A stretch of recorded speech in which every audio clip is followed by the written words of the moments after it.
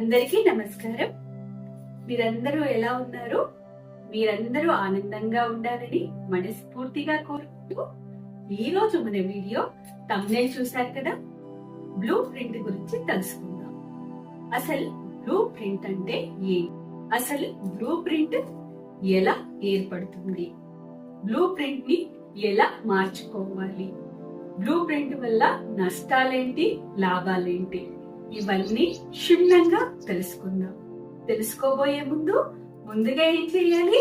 ముందుగా నా ఛానల్ ని సబ్స్క్రైబ్ చేయకపోతే సబ్స్క్రైబ్ చేసుకోండి. సబ్స్క్రైబ్ చేసుకున్న ప్రతి ఒక్కరికి నా హృదయపూర్వక కృతజ్ఞతలు. అలాగే కంప్లీట్ గా చూడండి, వివరంగా చెప్తాను. మీకు వివరణ ఎంత బాగుంటే మీకు అంత క్షుణ్ణంగా అర్థమవుతుంది. వీడియోని స్కిప్ చేయకుండా చివరి వరకు చూడండి, అప్పుడే మీకు క్లియర్ గా అర్థమవుతుంది. ప్రింట్ అంటే ఏంటి, అది ఎలా ఏర్పడుతుంది, మనం ఏం చేయాలి, ఎలా తొలగించుకోవాలి, అది ఉండడం వల్ల ఇబ్బందులు ఏంటి, ఇలాంటివన్నీ మీరు తెలుసుకోవాలంటే కంప్లీట్ వీడియో స్కిప్ చేయకుండా చూడండి. అలాగే మీరు అడిగిన ప్రశ్నలకి కూడా సమాధానాలు చెప్తాను. సరేనండి, మనం వీడియోలోకి వెళ్ళిపోదాము. బ్లూ ప్రింట్ అంటే ఏమిటి, ఎలా ఏర్పడుతుంది అని తెలుసుకోవాలంటే ముందుగా ఈ విషయం మీకు తెలిసి ఉండాలి. శ్రీకృష్ణుడి చెల్లెలు సుభద్రాదేవి అందరికీ తెలుసున్నదే కదా. అప్పుడు సుభద్రాదేవి కడుపుతో ఉన్నప్పుడు అర్జునుడు పద్మవ్యూహం గురించి చెప్తూ ఉంటాడు. ఆమె సగం వరకు వింటుంది, తర్వాత నిద్రపోతుంది. అప్పుడు నిద్రపోయినప్పుడు ఇంకా నిద్రపోయింది కదా అని చెప్పటం మానేస్తాడు. ఆ పద్మవ్యూహం వెళ్ళటం తెలుసుకున్న అభిమన్యుడు రావటం అనేది తెలియకనే అభిమన్యుడు యుద్ధంలో ఓడిపోయి వీరమరణం పొందుతాడు. ఇదందరికీ తెలిసిందే కదా.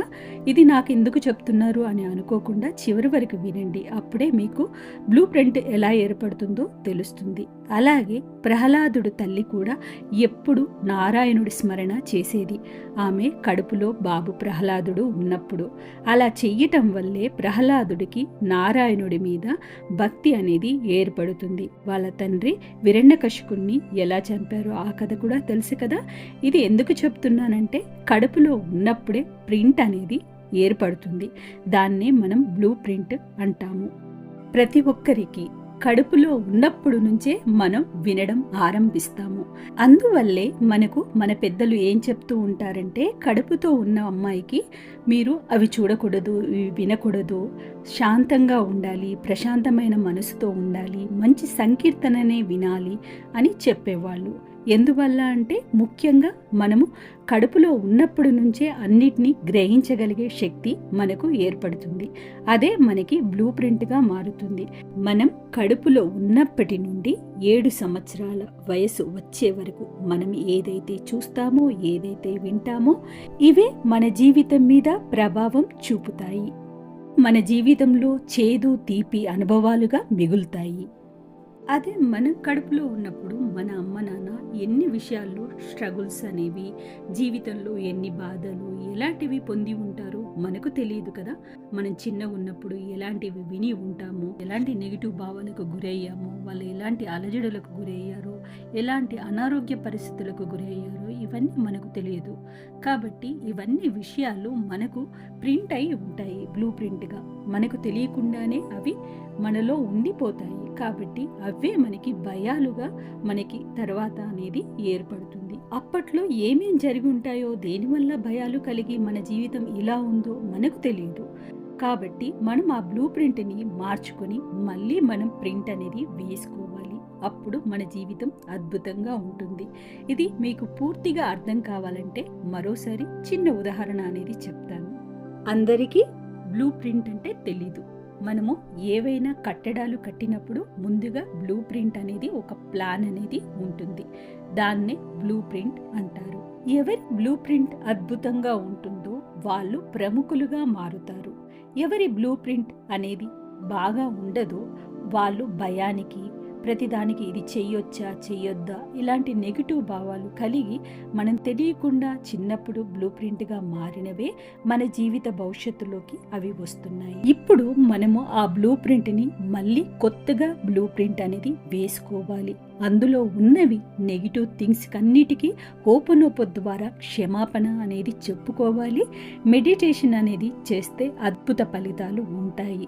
మన బ్రెయిన్లో ఏవైతే నిక్షిప్తంగా ఉన్నాయో అవన్నిటిని ఎరేజర్ చేయాలి. చేసి కొత్తగా బ్లూ ప్రింట్ అనేది వేసుకోవాలి. మీకు ఇంకా బాగా తెలియడానికి ఇంకొక ఉదాహరణ అనేది చెప్తాను. ఒక ఇంట్లో ఏవి చేసినా కూడా మంచి జరగట్లేదు. పూజలు చేయిస్తున్నారు, హోమాలు చేస్తున్నారు, శాంతి చేయిస్తున్నారు, ఏది చేసినా కూడా ఎందుకు కలిసి రావట్లేదా అని గమనించి లోపల పెయింటింగ్ వేస్తున్నారు. పైన ఏమేం మార్చాలో అవన్నీ చేస్తూనే ఉన్నారు. ఇది ఉదాహరణకి చెప్తున్నా నేను. ఇలా పైన ఎన్ని చేసినా ప్లాన్ అనేది అది కరెక్ట్గా లేదు. కింద నుంచి ప్లాన్ కరెక్ట్గా చేసినప్పుడే కరెక్ట్గా ఉంటుంది. పునాది సరిగ్గా ఉండాలి కదా. బ్లూ ప్రింట్ సరిగ్గా వేసినప్పుడు ఆ పైన ఇల్లు నువ్వు చక్కగా కట్టగలుగుతావు. అసలు పునాది ప్రింట్ అనేది సరిగ్గా లేదు అన్నప్పుడు ఆ ఇంట్లో పైన ఏవి మార్చినా కూడా షోకేస్గా మార్చగలము, కానీ మార్చడం వల్ల అద్భుతాలు జరగవు. ముందుగా బ్లూ ప్రింట్ అనేది బాగుండాలి. బ్లూ ప్రింట్ అంటే ప్లాన్ బాగుండాలి. ప్లాన్ బాగున్నప్పుడే మనకు వాస్తుకున్నప్పుడే ఇల్లు అద్భుతంగా ఉంటుంది. అలాగే మన బ్లూ ప్రింట్ అనేది ముందుగా బాగుంటే మన జీవితం బాగుంటుంది. కాబట్టి మనం ఏం చేయాలి? ధ్యాన మార్గంలో బ్లూ ప్రింట్ని మనం అద్భుతంగా మార్చుకోవాలి. మనలో ఉన్న బ్లూ ప్రింట్ సరిగ్గా లేనప్పుడు రిలేషన్షిప్స్ కూడా బాగుండవు. రిలేషన్షిప్స్ అంటే ఒట్టి భార్యాభర్తలదే కాదు, అమ్మా నాన్నతో ఉండే బంధాలు కూడా సరిగ్గా ఉండకపోవచ్చు. అలాగే ఆరోగ్య సమస్యలు, ఐశ్వర్య సమస్యలు, డబ్బు చేతికి రాకపోవడము, మనసు చికాగ్గా ఉండడము, ఏది చేయాలనుకున్నా అనుకున్నది చేయలేకపోవటము, ఇలాంటివన్నీ జరుగుతూ ఉంటాయి. వీటన్నిటిని అధిగమించాలి అంటే మన బ్లూ ప్రింట్ ఎలా ఉంది, దానికి ఓపెనొప్ప ద్వారా అద్భుత ఫలితాలు వస్తాయి. కాబట్టి మీరు పునాది అనేది సరిగ్గా ఉంటే ఇల్లు సరిగ్గా ఉంటుంది. మన ఆలోచనలు సరిగ్గా ఉంటే మన భవిష్యత్ అనేది బాగుంటుంది. కాబట్టి మన ఆలోచన శక్తి, అద్భుతమైన బ్రెయిన్ పవర్ పెరగాలి. బ్లూ ప్రింట్ అద్భుతంగా ఉండాలి అంటే మనం హోపనోపో అనేది చేయాలి. ఇది ఎన్నిసార్లు చేయాలి, ఎంతవరకు చేయాలి అన్నది నేను చెప్పబోతున్నాను. ముందుగా మీరు ధ్యానంలో కూర్చొని ఉదయము 11 లేదా 21 సారి హోపనోపో చెప్పుకోవాలి. అలాగే పడుకునే ముందు ఒక 3 టైమ్స్ అన్నా చెప్పుకొని పడుకోవడం వల్ల మీ బ్రెయిన్ పాజిటివ్ వల్ల ఎప్పుడు నెగిటివ్ అనేది పోతుంది. ఇప్పుడు కొత్త నీరు వస్తే పాత నీరు ఎలా పోతూ ఉంటుందో మీరు ఎంత పాజిటివ్గా గ్రాటిట్యూడ్ తెలియచేస్తూ అద్భుతంగా మీ బ్రెయిన్ని కొత్త ప్రింట్ అనేది చేయాలి. పాత ప్రింట్ని చెరిపేయాలి. అలా చెరిపేయాలి అంటే మీరు నెగిటివ్ భావాలని తొలగించాలి అంటే మీరేం చేయాలి? ఎప్పుడు గ్రాటిట్యూడ్తో ఉండాలి. గ్రాటిట్యూడ్ అనేది మీలో ఎంతగా ఉంటే అంతగా మీ భవిష్యత్తు బాగుంటుంది. ఎంతగా గ్రాటిట్యూడ్ని నువ్వు వ్యక్తపరుస్తూ ఉంటావో, సారీ చెప్తూ ఉంటావో, నీ బ్రెయిన్కి అద్భుతంగా నీ బ్రెయిన్లో ఉన్న ప్రింట్ అనేది ముందుగా ఉన్న నెగిటివ్ ప్రింట్ అంతా తొలగిపోయి పాజిటివ్గా చేరినప్పుడే మీ జీవితంలో అద్భుతాలు అనేవి జరుగుతాయి. ఇవన్నీ ముఖ్యంగా జరగాలంటే మెడిటేషన్ ద్వారానే జరుగుతాయి. మనలోకి మనం తొంగి చూసుకుని మనలో మనం సరిచేసుకున్నప్పుడే ఇవి జరుగుతాయి అన్నది మీరు గమనించాలి. ఇవన్నీ మీరు చేయాలంటే తప్పకుండా హోపనోపో ద్వారా ప్రతిరోజు మీరు ఉదయము సాయంత్రము మీకు టైం ఉన్నన్ని సార్లు చేసుకుంటూ ఉండండి. అద్భుత ఫలితాలను అనేది హోపనోపో అంటే తెలియని వారికి I'm sorry, forgive me, thank you, I love. Hooponopono అస్త్రం బ్రహ్మాస్త్రంలా పనిచేస్తుంది.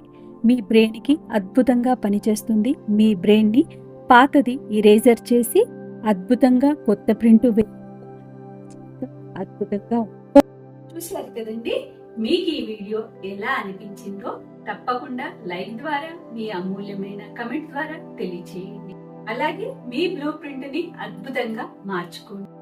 మెడిటేషన్ మీకోసం నేను చేయాలి అంటే నేను ఒక రోజుకి 4 మాత్రమే చేయగలను. ఎందుకంటే మనకి ఉండేది 4 నుంచి 5 వరకు, మనము 4 మాత్రమే చేయగలుగుతాను. 15 నిమిషాలు. ఒకరికి 15 నిమిషాలు చేయగలుగుతాను.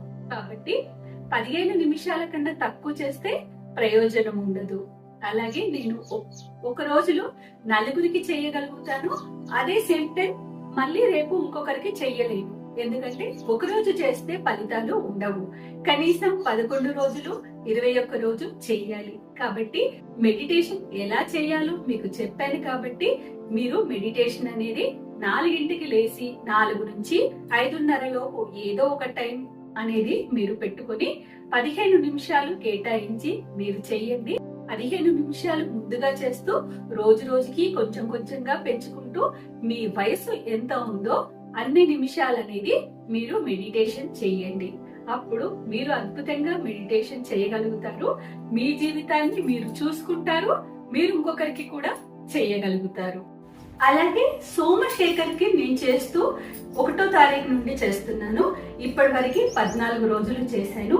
నేను 21వ తారీఖు వరకు సోమశేఖర్ది మెడిటేషన్ అనేది అయిపోతుంది. కాకపోతే మీరేం చేయాలి అంటే మీ అబ్బాయి స్నానం చేసుకునే నీటిలో ఉప్పు అనేది వేయండి. రాళ్ళ ఉప్పు ఉంటుంది కదా, ఆ ఉప్పు వేసి వారంలో 2 రోజులైనా స్నానం చేసుకునే నీటిలో రాళ్ళ ఉప్పుని వేయండి. అలాగే మీకు వీలుంటే మీ అబ్బాయితో ఒక్కసారి అభిషేకం అనేది చేయించండి. శివుడికి అభిషేకం చేయించండి. తప్పకుండా మీకు అద్భుతంగా మంచి జరుగుతుంది. మీ అబ్బాయి అద్భుతంగా మారుతాడు. మిగతా వాళ్ళకి కూడా చెప్తుంది, మెడిటేషన్ అనేది 15 నిమిషాలు కేటాయించండి. ఎందుకంటే నేను రోజుకి 4 మాత్రమే చేయగలుగుతాను. అలాగే చేసేది 1-2 రోజులు చేస్తే సరిపోదు, 11 రోజులు చేయాల్సి వస్తుంది. కాబట్టి మీకు 5 రోజులు 2 రోజులు చేస్తే ఏ ఉపయోగం ఉండదు. కాబట్టి మీరు అద్భుతంగా చేసుకోగలుగుతారు. కాబట్టి మీరు మెడిటేషన్ అనేది చేసుకోవడం ప్రయత్నించండి. మీకోసం మీకు అద్భుతమైన పరిహారాలు కూడా చెప్తున్నాను. ఆ పరిహారాలు కూడా చేసుకోవటం వల్ల మీ జీవితం అద్భుతంగా మారుతుంది. అలాగే మరో అద్భుతమైన వీడియోతో మీ ముందుకు వస్తాను. అంతవరకు సెలవు. థ్యాంక్ యూ అండి.